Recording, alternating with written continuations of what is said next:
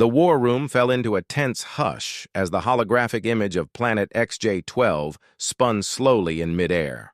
Flashing red markers dotted the green terrain, each symbolizing a mission that had ended in tragedy. Admiral West stood rigidly, arms clasped behind. His back, his weathered face unreadable as he examined the planet that had cost so many lives. "Every species that's attempted to colonize XJ-12 has failed," said Tull, the tall, blue-skinned Federation envoy. His wide, glassy eyes mirrored the hologram's glow. "We refer to it as the Devourer. We strongly advise against any human landing attempts," Tull continued, concern etched in his tone. Admiral West gave a slow nod. "Appreciate the concern. We've reviewed the reports." Tull's expression brightened slightly. "Then you understand," he said with relief. "There are many safer expansion options." "You misunderstand," West said calmly. "I was thanking you for the information. Earth Command has already greenlit the mission. We launch in 3 days. Tull's skin flushed darker, alarm spreading across his features. "That's unwise. 17 species, technologically superior to humans, have been annihilated there. The jungle consumes all." West finally turned to meet his gaze. "With respect, those 17 species weren't human." Commander Tom Miller double-checked his gear as the dropship plunged through XJ-12's atmosphere, buffeted by sudden storms. "Weather's shifting fast," Ryan, the pilot, muttered. "Feels like the planet knows we're here." Tom glanced at his elite team, 6 experts, each chosen for mental grit and skill. Biologist Lisa Chen was already analyzing the atmosphere.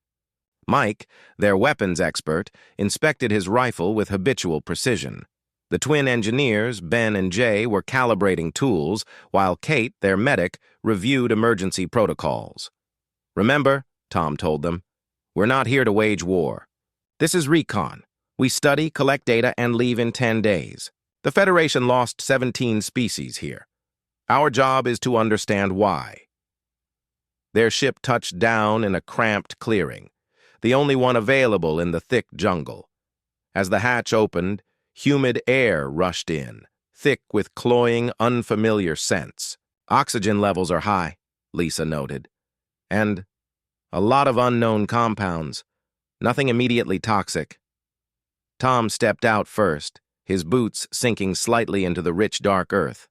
Towering trees with violet-tinged leaves swayed without wind. Vines, thick as limbs, snaked across every surface. Enormous flowers pulsed open and shut like breathing lungs. "It's beautiful," Kate whispered.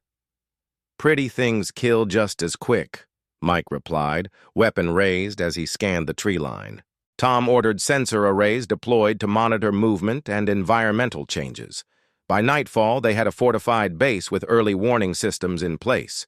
Still, that first night, unearthly shrieks echoed beyond the lights. No one slept. On day 2, Lisa made a disturbing discovery. "The plants are communicating," she said, showing Tom complex data.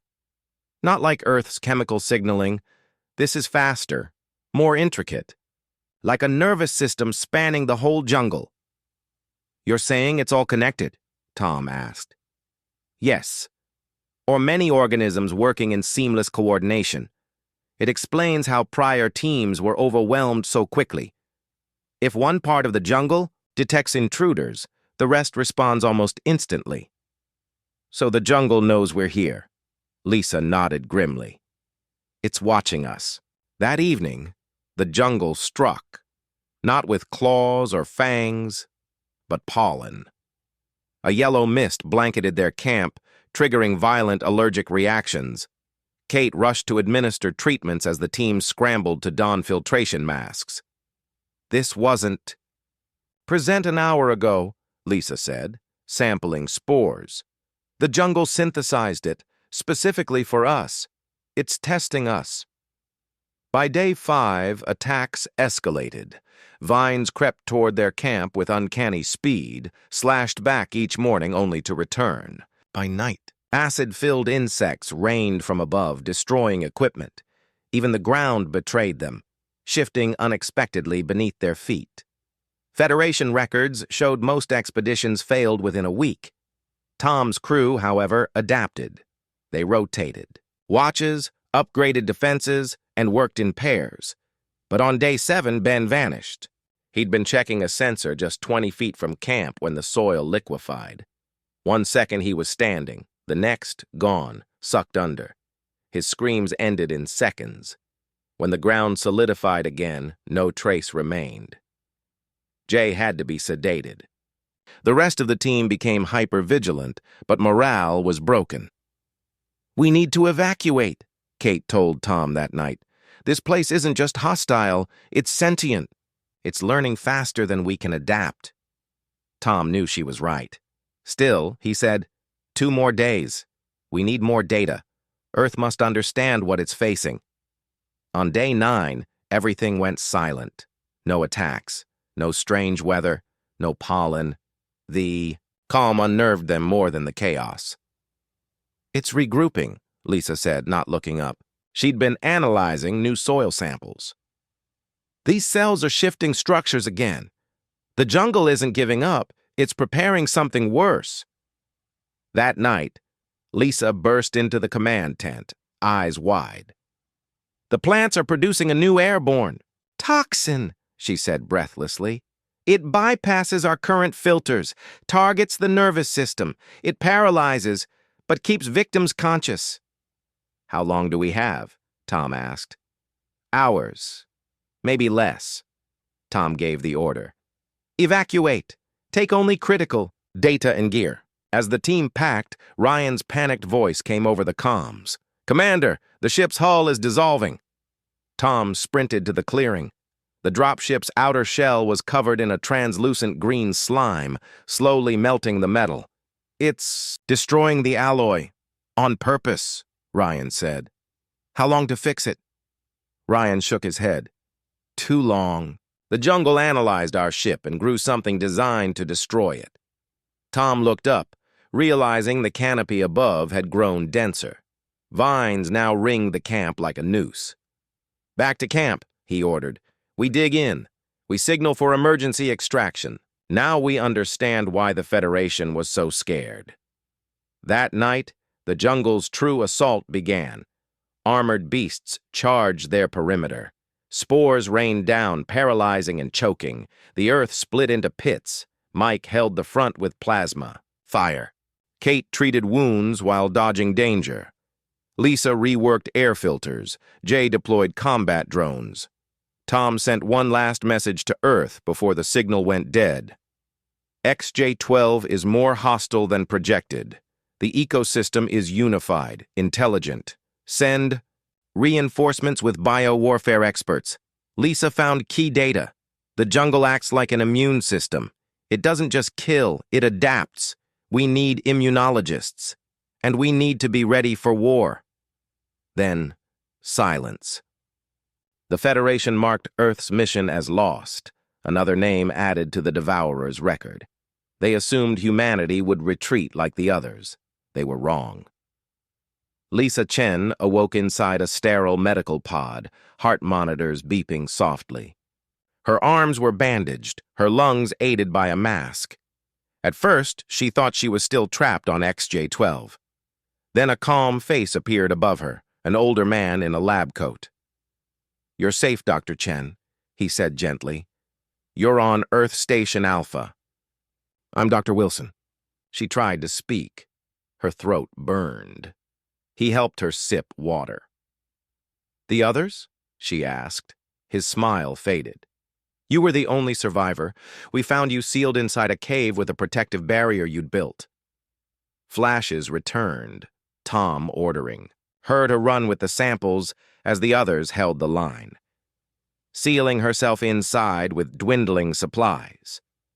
"How long?" she whispered. 3 weeks. You've been in a coma. Your body was fighting multiple unknown toxins." She sat up, ignoring the pain. "My samples?" "All intact," Dr. Wilson said. "And someone's eager to talk to you about them."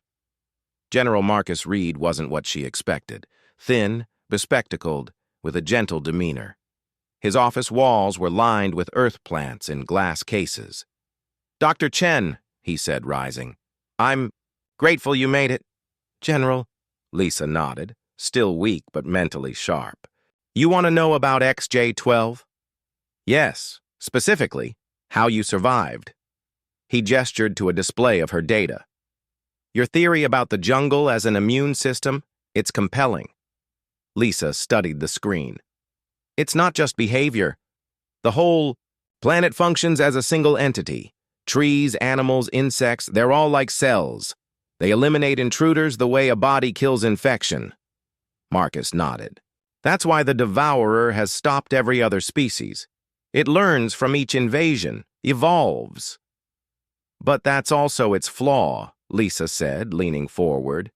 "Immune systems can be tricked. Autoimmune diseases, immunotherapy, vaccines. We've learned how to manipulate them." Marcus smiled for the first time.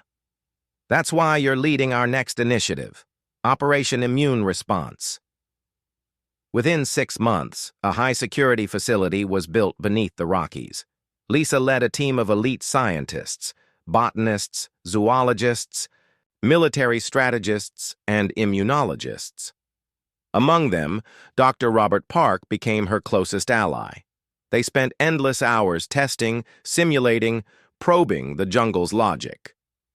"It's incredible," Rob said one late evening.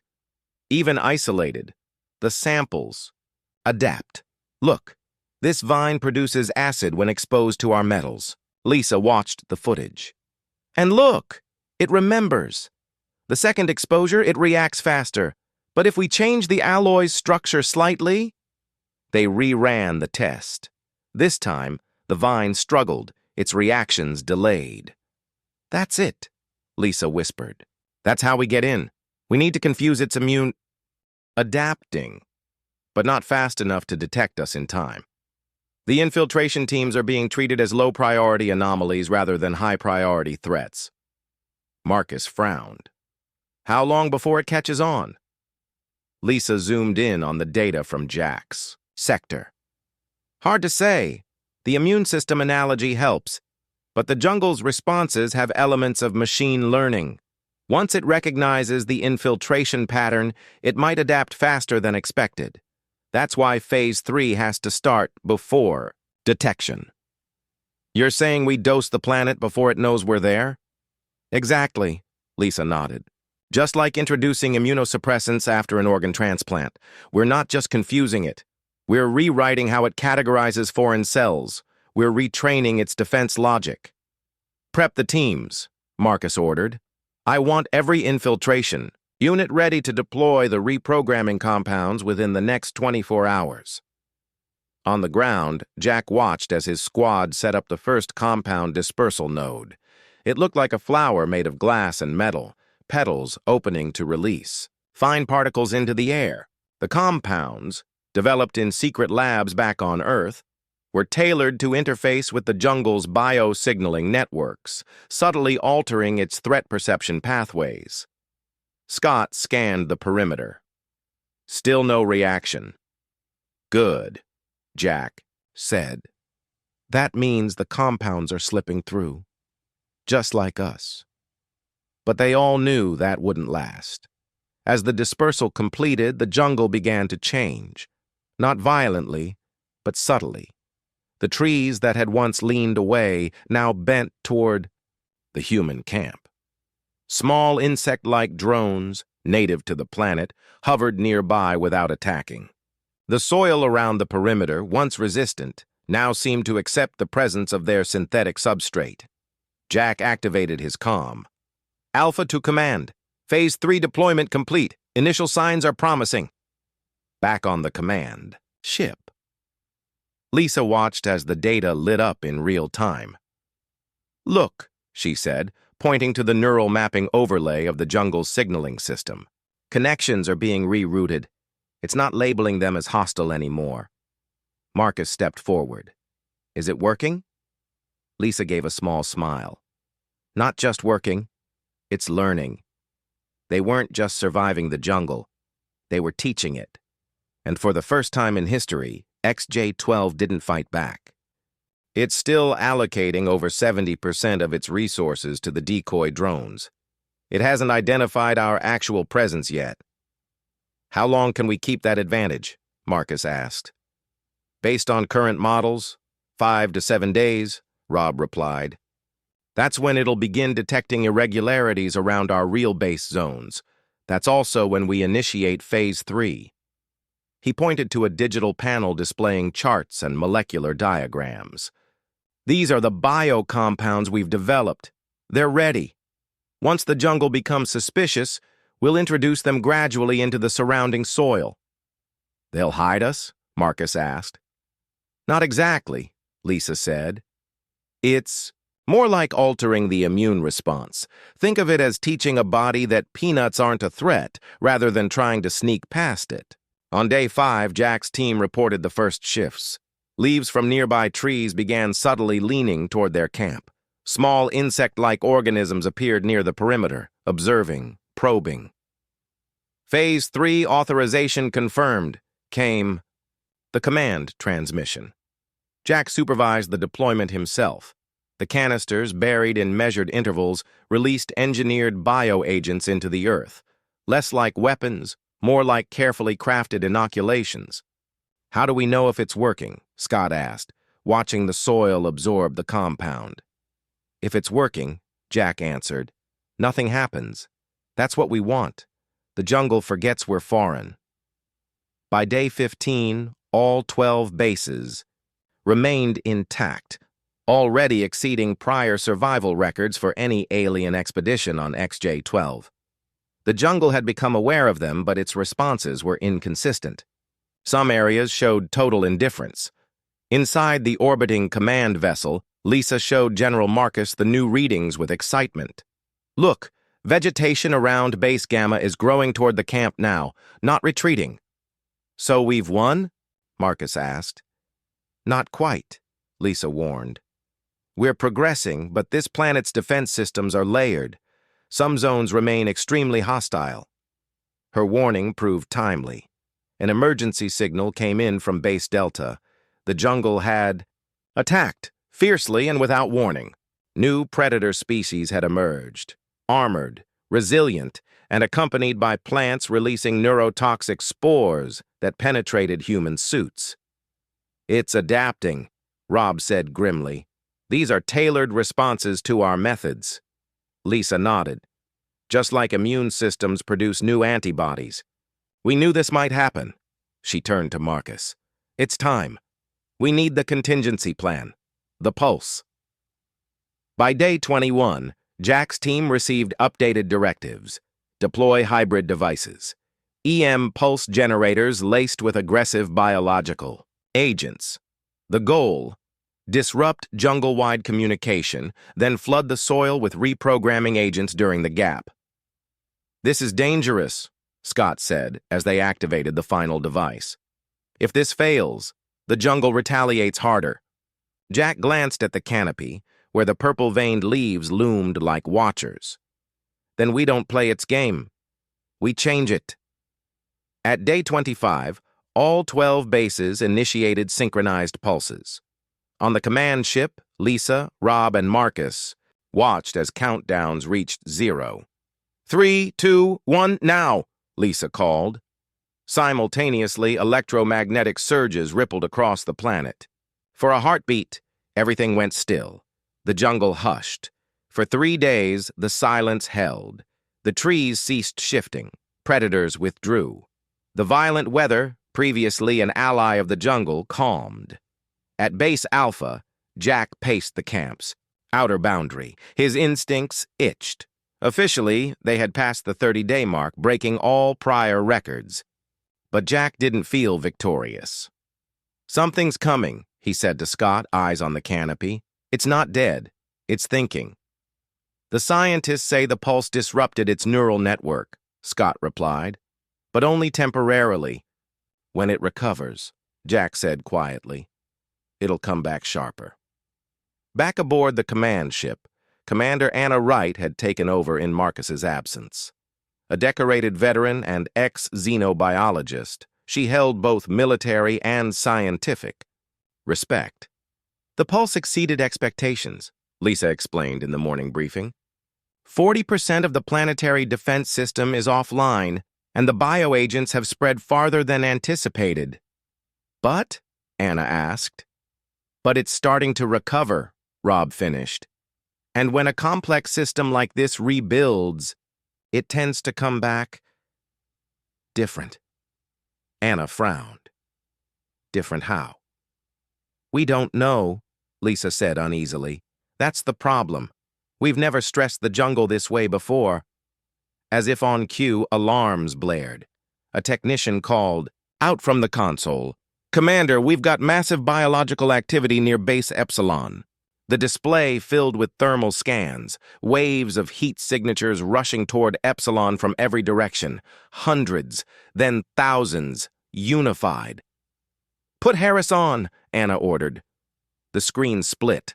Captain Harris at Epsilon appeared, face pale. We're surrounded. New predator classes. Larger, heavier plating, concentrated over our usual target zones. Anna turned to Lisa. It's learning again. Lisa's voice was faint. Faster this time, much faster. Prepare a drop from wing. We won't hold, Harris interrupted. They're breaching now. Barriers failing. We need to evac. The feed cut to static. Over the next 12 hours, 3 more bases fell. Each time, the jungle deployed new threats. Micro-insects bypassed air filters at Gamma, acid-soaked soil dissolved structural supports at Theta, and airborne spores shut down systems at Kappa. It wasn't just adapting, it was fighting back. Anna called an emergency briefing. Jack joined remotely from Base Alpha, still untouched. The immune system hasn't just recovered, Lisa said, eyes red from no sleep. It's evolved. The pulse made it rebuild its network from scratch, and it rebuilt it stronger. Anna surveyed the room. We've lost 4 bases, 37 lives, and the jungle isn't done yet. Become a symbol of endurance, now counting forward, marking each new day not as borrowed time, but as a step into a shared future. The digital numerals read 366 Cow 1203, 1 year. 1 year of survival, transformation, and something deeper. Not just adaptation, but integration. In the heart of Harmony Base, Jack stood quietly, watching the settlers move through the bioluminescent paths that pulsed gently underfoot. A new, natural system responding to human presence with signals of welcome. He could hardly believe this place had once been the site of their greatest fear. Lisa approached, holding a data pad. The latest readings, she said, handing it over. New hybrid growths detected along the eastern ridge. The jungle's starting to incorporate some of our tech directly. Metallic traces in the root systems, even signal modulation in the spore clouds. Jack raised an eyebrow. It's learning faster than we are. Lisa smiled. It's not learning to replace us. It's learning to include us. Nearby, children played with hovering seed pods that shimmered in the light. One floated toward Jack and gently opened, releasing a soft spray of luminescent pollen that sparkled and drifted in the air like stars. Anna joined them, her uniform bearing the new symbol of the Harmony Accord, a stylized fusion of leaf and circuit. The Federation has officially declared XJ-12 a Category Delta collaboration zone. No species may claim ownership, but all may contribute, if they follow the coexistence protocols. Jack nodded. Good. This place doesn't belong to us. We belong to it now, as much as it belongs to us. Lisa looked up at the sky, no longer a roiling mass of storm clouds, but clear, showing distant moons slowly orbiting. What happens? Now? Jack took a deep breath, the air rich with life and promise. Now we build a new way of living, not in spite of the jungle, but because of it. As twilight deepened, Harmony Base glowed like a beacon, neither fortress nor colony, but something more profound. A beginning. And somewhere, deep within the vast neural network of XJ12's living biosphere, the jungle watched, not with suspicion, but curiosity. The rhythms of its ancient consciousness shifted, slow and thoughtful. The invaders had become neighbors, and perhaps in time, something even more. End.